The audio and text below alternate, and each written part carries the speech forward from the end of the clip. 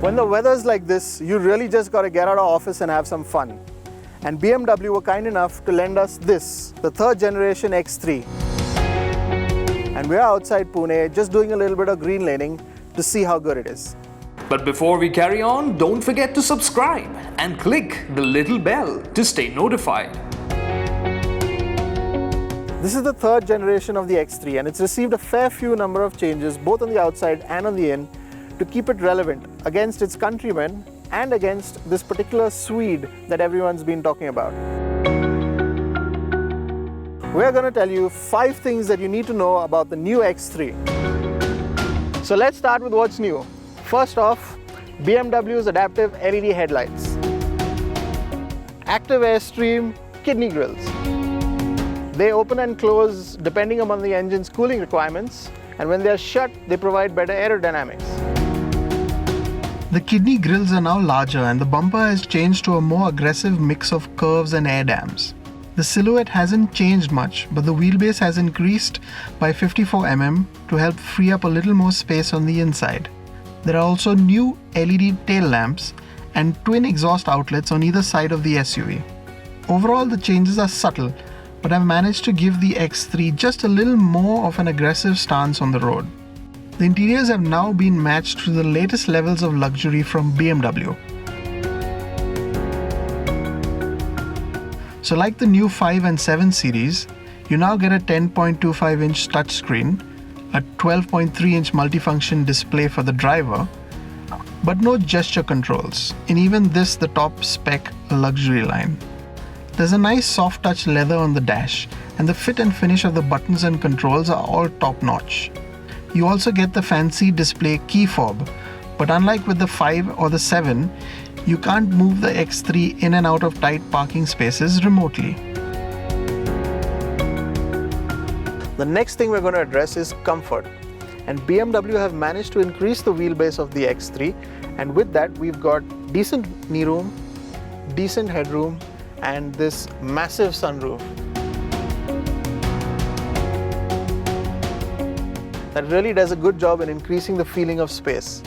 The rear bench is also quite wide at 1410 mm across, so there's plenty of shoulder room for two, and the rear seats can even recline a few degrees more for comfort.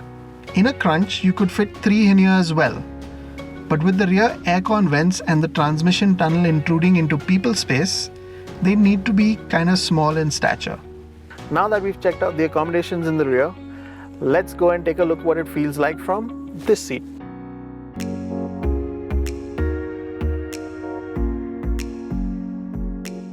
So the first thing you notice is that it's really nice and quiet in this cabin.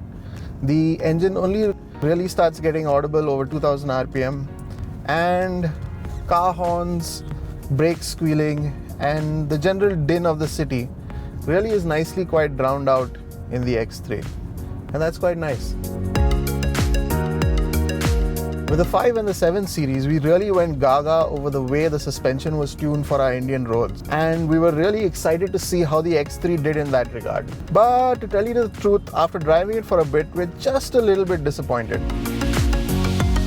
It's not all bad news though, and with the adaptive dampers in this, the luxury line X3, you do get suspension modes, and in comfort, it does really take the edge off the bumps. And you never quite hear the suspension complaining, and that's quite nice. But it's not perfect, and while comfort does take the edge off all the bumps, it does take time to settle down. So with the nature of our Indian roads, there always seems to be some either up or down or side to side motion that's happening in the cabin at city speeds. The good news though is that once you get out of town and your speeds increase, then it does tend to settle down and the cabin is quite flat, and that's a nice thing. So it's really BMW who are to blame for the small markdown that the X3 gets. They've really spoilt us with the brilliant setup that they've given us in the 7 and the 5 series. And while the X3 is comfortable, it's not quite the polished setup that we know that they're capable of delivering. And as I switch into sport mode, let's answer our third question. Is it fun? So shifting into sport quickens up the steering, improves your throttle response, and quickens the shifts to the 8-speed gearbox as well. And when you put your foot down, it goes.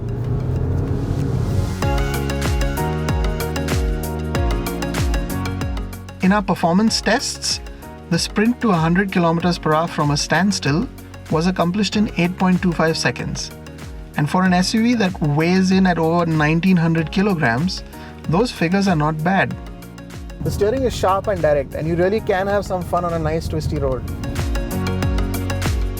BMW have managed a nice 50-50 weight distribution with the X3, and that means corners like this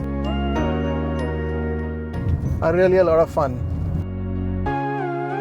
Through corners there's just a hint of body roll, but there's heaps of grip from the 245 section Bridgestones that it's running on, and you can really push it quite hard without any drama.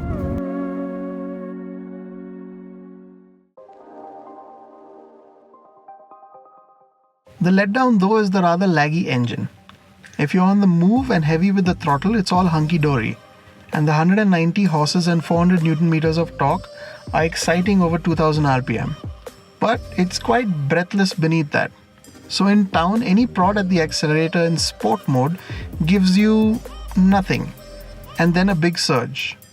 So for a regular commute, it's best to keep the engine and gearbox set to the humdrum comfort mode.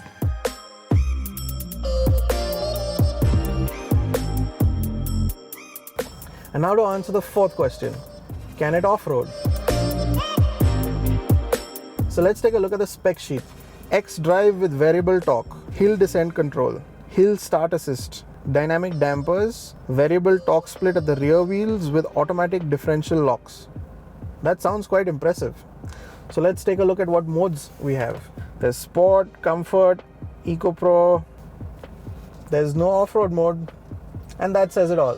While the X3 will get you out of a crunch situation with its four-wheel drive systems, and it'll also take you to that farmhouse on the countryside very easily, you don't want to be venturing too far off the beaten path with this one.